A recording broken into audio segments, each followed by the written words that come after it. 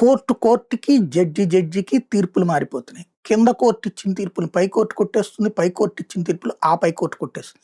న్యాయంలో లోపముందా? తీర్పిచ్చే జడ్జిలో లోపముందా? లేకపోతే ఇది సహజ సిద్ధమా అంటే చర్చనీయాంశమే.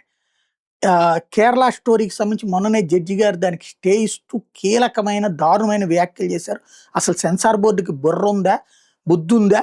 దీన్ని కేంద్రమే చూడాలంటూ ఆదేశాలు ఇచ్చారు. ఇది సింగిల్ జడ్జి గారు. డివిజన్ బెంచ్ రంగంలోకి దిగితే డివిజన్ బెంచ్ కేరళ స్టోరీ 2కి క్లియరెన్స్ ఇచ్చేసింది. దాంట్లో ఆపాల్సిన అవసరం లేదని. ఏ ఉద్రిక్తతలు రెచ్చగొట్టేటటువంటిది ఉందని సింగిల్ జడ్జి చెప్పారో అది పక్కకి వెళ్ళిపోయింది. ఇప్పుడు కేరళ స్టోరీ 2 రిలీజ్ అయిపోయింది. ఇందులో కీలకం ఏంటంటే ముగ్గురు విభిన్న బ్యాక్గ్రౌండ్ గల హిందూ అమ్మాయిలు ఈ ముస్లిం మతోన్మాదులు వాళ్ళలో పడి లవ్ జిహాద్కి ఎట్లా గురయ్యారన్నట్టుదే ఈ కథ. మేరా అబ్దుల్లా అలగ్ హై అనుకునే పద్ధతిలో ఉన్నారు. వీళ్ళు చిన్నప్పటి నుండి హిందూ మతం అంటే ఏంటో ఎప్పుడైనా చెప్పారా? ఒక పూజ ఎలా చేయాలో, ఒక మంత్రం ఎలా పలకాలి, ఇవన్నీ నేర్పని మీరు దాంట్లో లిబరల్గా ఉంటే ఉపయోగం ఏంటి అన్నటువంటి పాయింట్ని ఇక్కడ ఓ రకంగా అంతర్లీనంగా చొప్పించుకొచ్చారు.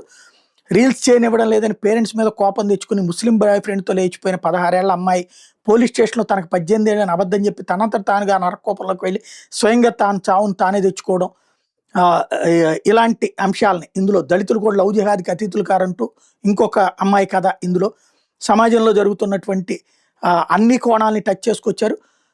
సాయిబాబా గుడికి తీసుకుని వెళ్ళడం కూడా డైరెక్టర్ దృష్టిని దాటిపోలేదు. లవ్ జిహాద్ మీద పూర్తి రీసెర్చ్ చేసిన స్క్రిప్టు ఇందులో కనబడుతోంది. డైలాగ్స్ షార్ప్గా ఉన్నాయి, యాక్యురేట్గా ఉన్నాయి. కట్టర్ హిందూస్ కూడా వాట్సాప్ల్లో అంటూ వాళ్ళని వెటకారం చేస్తున్నటువంటి వేళ కొన్ని సీన్లు లోతుగా తీశారన్నటువంటి విషయాన్ని చెప్తున్నారు. చాలా డిస్టర్బింగ్ అనిపించినాయి అన్నటువంటి అంశాలను ఇక్కడ ప్రధానంగా ప్రొజెక్ట్ చేసుకొస్తున్నారు.